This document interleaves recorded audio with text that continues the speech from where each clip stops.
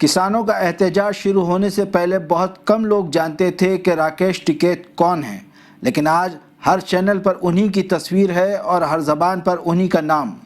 کوئی 2 مہینہ پہلے جب کسان اپنا بوریا بستر لے کر دہلی کی سرحدوں پر خیمہ زن ہوئے تو راکیش ٹکیت کا چہرہ پہلی بار سوشل میڈیا پر دکھائی دیا۔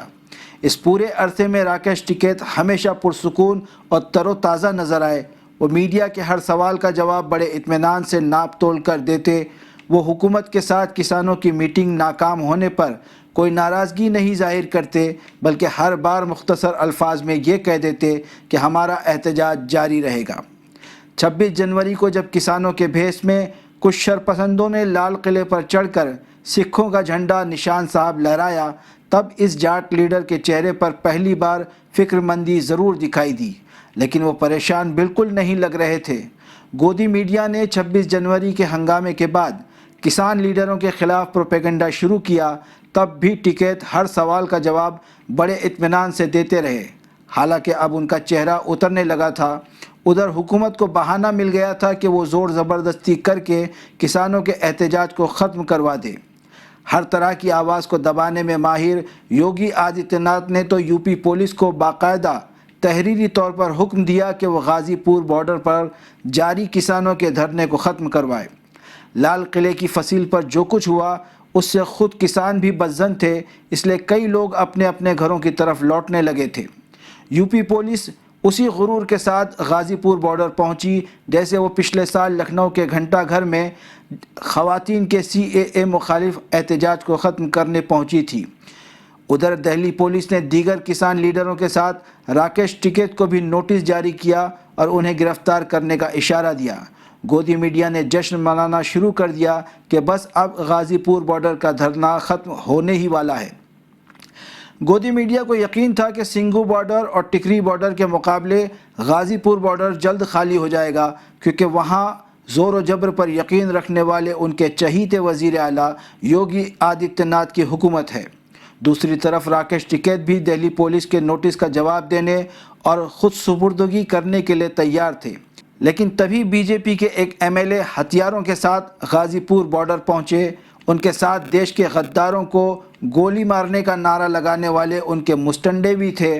جب راکیش ٹکیت نے ان شرپسندوں کے ارادے اور تیاریاں دیکھی تو انہوں نے اپنے تیور بدل لیے۔ یہی وہ لمحہ تھا، یا راکیش ٹکیت کا یہی وہ فیصلہ تھا جس نے پوری بساط کو الٹ کر رکھ دیا۔ مہندر سنگھ ٹکیت کے اس بیٹے نے Z+ سیکورٹی میں چلنے والے اور 500 روپے دے کر بھیڑ اکٹھا کرنے والے سیاستدانوں کو بتا دیا کہ زمینی لیڈر کسے کہتے ہیں۔ وہ وہیں اسٹیج پر کھڑے ہو گئے اور سینہ ٹھونک کر کہنے لگے کہ اب گولی چلے گی تو یہیں چلے گی، میں سینے پہ گولی کھاؤں گا لیکن دھرنا ختم نہیں کروں گا۔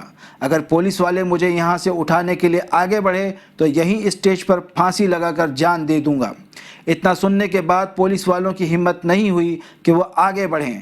پھر وہیں بیٹھ کر انہوں نے سوشل میڈیا کے ذریعے اعلان کیا کہ سارے کسان جلد از جلد غازی پور بارڈر پہنچ جائیں۔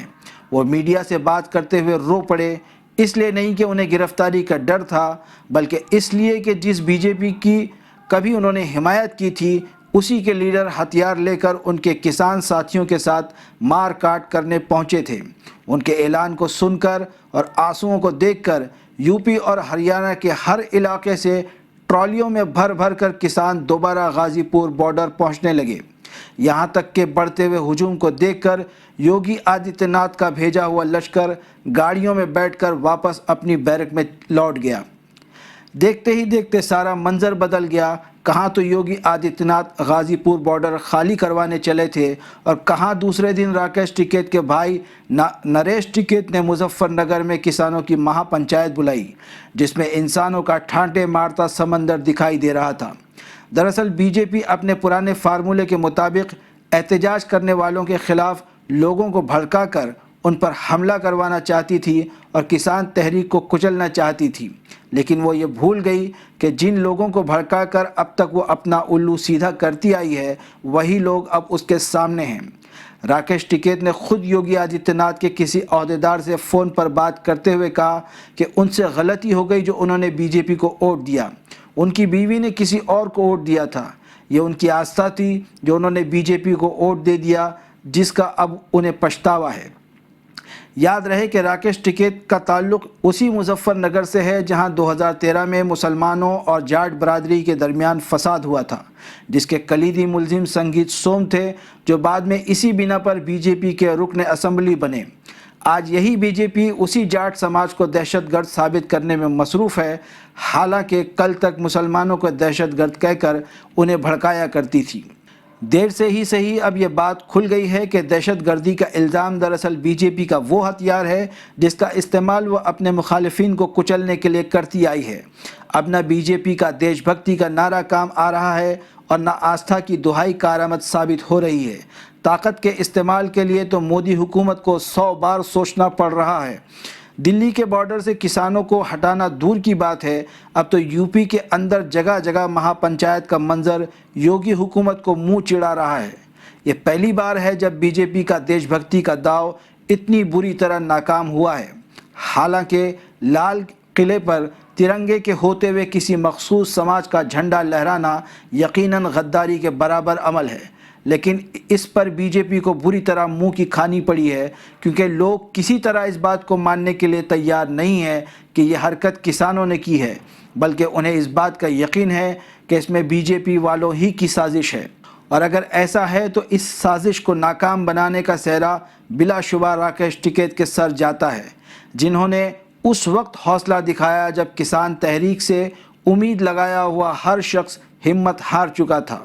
ان کا یہ اعلان کہ میں اس وقت تک پانی نہیں پیوں گا جب تک کہ میرے گاؤں سے میرے لیے پانی نہیں لایا جاتا، یہ کوئی احتجاج نہیں تھا، نہ کوئی ضد تھی، بلکہ مودی حکومت کو چیلنج تھا کہ روک سکو تو روک لو، میرے گاؤں سے لوگ غازی پور بارڈر پہنچ رہے ہیں۔ اور ساری دنیا نے دیکھا کہ دیش بھکتی کے نام پر اتنے مستنڈے کسانوں پر پتھراؤ کرنے نہیں پہنچ سکے جتنے گاؤں والے یو پی کے الگ الگ ضلعوں سے راکیش ٹکیت کے لیے پانی لے کر پہنچے۔ راتوں رات راکیش ٹکیت نے ہزاروں کروڑ کے اشتہارات کے ذریعے حاصل کی گئی نریندر مودی کی مقبولیت کو کسانوں میں قائم اپنے اعتماد کے آگے دھندلا کر دیا۔ اہم بات یہ نہیں ہے کہ کسان غازی پور بارڈر پر واپس آ چکے ہیں، اہم بات یہ ہے کہ پورا ملک اس بات کو تسلیم کر چکا ہے کہ بی جے پی حکومت اپنے خلاف اٹھنے والی آواز کو دبانے کی خاطر کسی بھی حد تک جا سکتی ہے، پھر چاہے اسے لال قلعے اور ترنگے کی بے حرمتی ہی کیوں نہ کرنی پڑے۔